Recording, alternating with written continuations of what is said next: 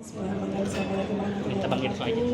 Selamat sore, salam sejahtera bagi kita semua, Swastiastu, Namo Buddhaya, Salam Kebajikan, Shalom.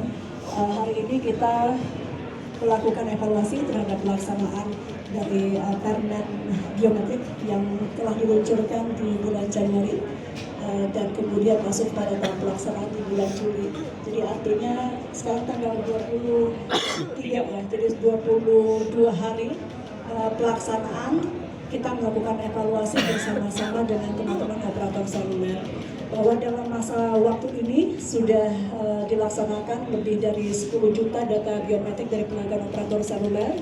Pada prinsipnya adalah negara harus hadir untuk mengamankan pelanggan konsumen dari kejahatan-kejahatan digital, terkhusus yang datang dari anonimitas atau nomor-nomor seluler yang tidak bernama atau menggunakan nik palsu karena tidak dicek wajahnya melalui jumpa langsung ataupun biometrik.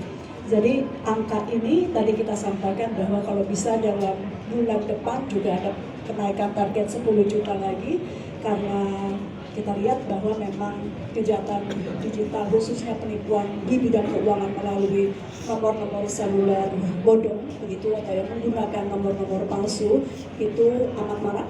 Data dari Satgas Pasti atau Anti Scam Center di tahun 2025 angkanya lebih dari 9 triliun dan kita berusaha menurunkan ini. Untuk contoh bagi teman-teman bahwa ketika 2024 akhir ketika kami masuk kantor Komdiki itu kita dilaporkan bahwa dalam satu hari itu ada 1 juta nomor beredar, nomor baru dibeli dan beredar. Dan saat ini tadi dari laporan teman-teman operator seluler kurang lebih 250, paling banyak di 280 ribu. Jadi angkanya mulai lebih masuk akal. Karena kalau satu hari ada penjualan 1 juta, kita juga bingung ini siapa yang membeli hingga segitu banyak. Kedepan kita harapkan ini bisa digiatkan dengan lebih cepat lagi, karena itu hari ini kami pemerintah juga melihat langsung komitmen dari operator untuk kemudian terus melakukan kepatuhan 100% terhadap peraturan menteri tersebut yang ditujukan sekali lagi untuk kenyamanan, untuk keamanan masyarakat pengguna seluler. Demikian teman-teman. Cukup. Pemirsa, Iran kembali menyerang sejumlah pangkalan militer Amerika Serikat yang berada di Timur Tengah. Kali ini mereka menargetkan fasilitas militer AS di Yordania.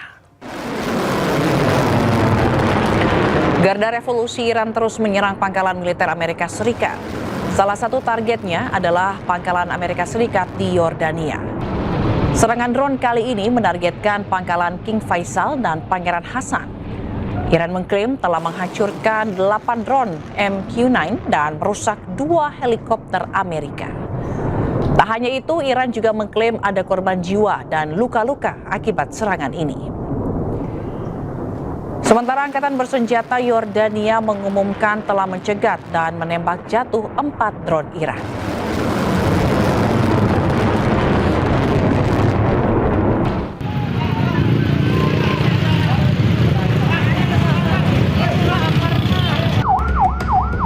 Inilah video amatir yang terekam saat kobaran api melanda sebuah toko kue di area Pasar Ciputat, Tangerang Selatan, Banten.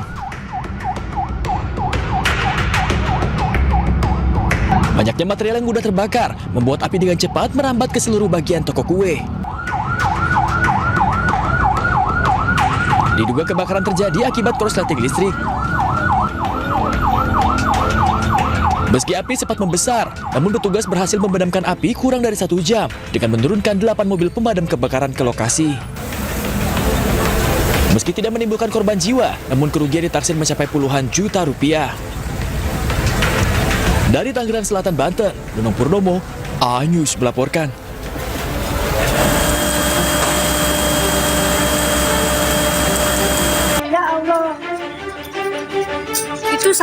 Kobaran api melahap KN Saramawijaya, kapal milik Basarnas di kawasan Muara Baru, Jakarta Utara.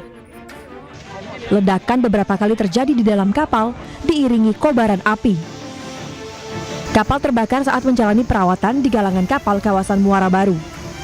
Sebanyak 10 ABK berhasil menyelamatkan diri. 14 mobil pemadam kebakaran dikerahkan untuk memadamkan api. Penyebab kebakaran kini masih diselidiki oleh polisi. Tim Liputan iNews melaporkan.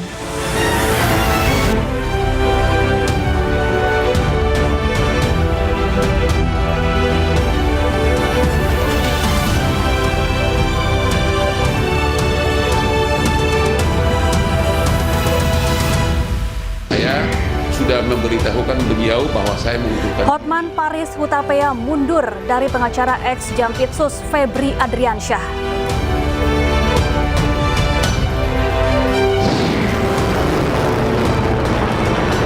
Digempur Amerika 11 hari berturut-turut, Iran balas serang pangkalan militer Amerika Serikat di Yordania.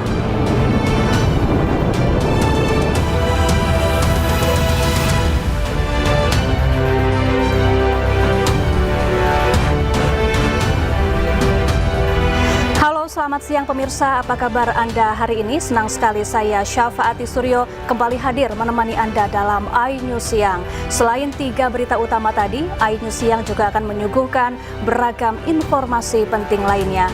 iNews Siang ini kami awali dari seorang pria diduga penjamret diamankan ratusan pengendara ojek online di kawasan Rasuna Said Setiabudi, Jakarta Selatan. Akibatnya sempat terjadi kemacetan panjang di kawasan Menteng. Inilah detik-detik ratusan pengendara ojek online mengepung seorang pria yang diduga pelaku kejahatan jalanan. Aksi ini membuat ruas jalan Rasuna Said menuju kawasan Menteng, Jakarta Pusat mengalami kemacetan panjang. Warga mengatakan pria yang diamankan merupakan begal atau pelaku kejahatan yang sempat jadi amukan pengendara ojek online sebelum diamankan security sebuah kantor dan diserahkan ke polisi. Itu berapa orang begal yang... Yang ketangkep 1. Terus dibawa kemana bang? Nggak tahu dah. Itu rame banget gak? Rame? Rame banget bang? Hah? Rame banget? Ya rame lah orang nonton. Pada nontonin. Walaupun aksi ini viral di media sosial, namun polisi belum memberikan keterangan terkait peristiwa tersebut. Dari Jakarta, Helmi Sajangbati, iNews melaporkan. Pemirsa, waspadalah penjamretan ponsel di pinggir jalan. Saat sedang menunggu ojek online di pinggir jalan di Cakung, Jakarta Timur, seorang wanita jadi korban penjamretan ponsel dilakukan 2 pria pengendara motor.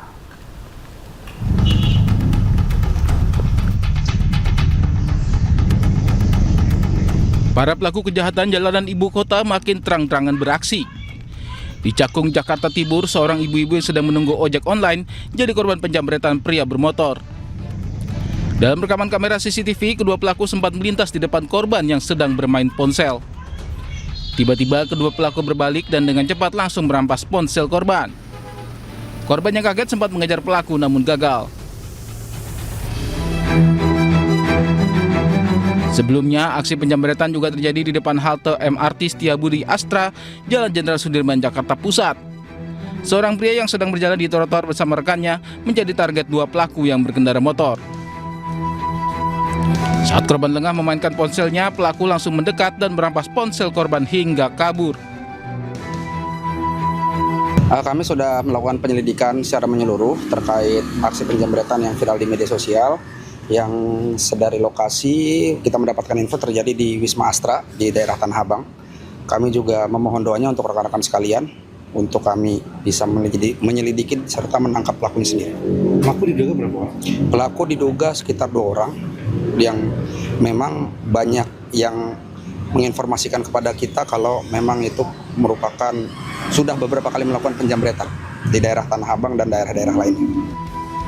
Peristiwa ini menjadi peringatan bagi kita semua agar selalu waspada di jalanan karena aksi kejahatan bisa terjadi kapan saja dan di mana saja. Dari Jakarta, Rio Manik dan Rani Sanjaya, iNews melaporkan. Pemirsa, seorang wanita terciduk menyembunyikan sabu di pakaian dalam saat menjenguk suaminya di rutan kelas 1 Salemba, Jakarta Pusat. Agar aksinya tidak dicurigai, pelaku membawa serta anak balitanya.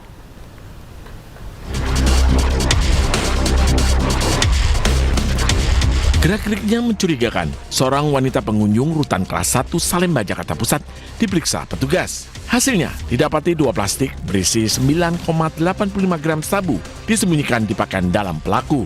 Agar aksinya tidak tercium, wanita ini datang ke rutan sambil membawa anak balitanya. Pelaku nekat menyelundupkan narkoba untuk sang suami yang ditahan akibat kasus narkoba.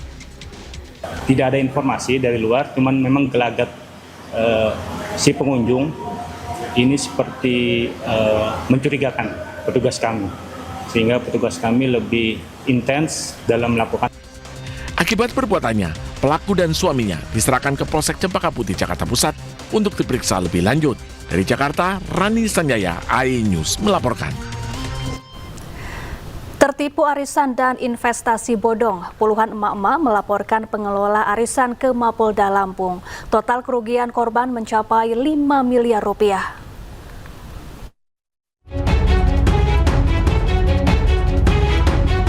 Puluhan orang didominasi perempuan mendatangi sentra pelayanan kepolisian terpadu Mapolda Lampung melaporkan dugaan penipuan arisan dan investasi online. Para korban mengaku tergiur karena dijanjikan keuntungan besar dalam waktu singkat. Awalnya mereka percaya kepada pengelola karena beberapa kali mendapatkan keuntungan sesuai janji. Namun belakangan pelaku tidak lagi dapat dihubungi dan dana yang diinvestasikan tidak dapat dicairkan. Nilai kerugian korban bervariasi mulai dari puluhan juta hingga ratusan juta rupiah. Sementara totalnya mencapai 5 miliar rupiah. Untuk melengkapi bukti, pelapor menyerahkan bukti transfer, tangkapan layar percakapan melalui aplikasi pesan singkat hingga foto dan identitas pelaku. Gitu. Tapi dari bulan Mei sampai bulan Juli ini baru nih gitu.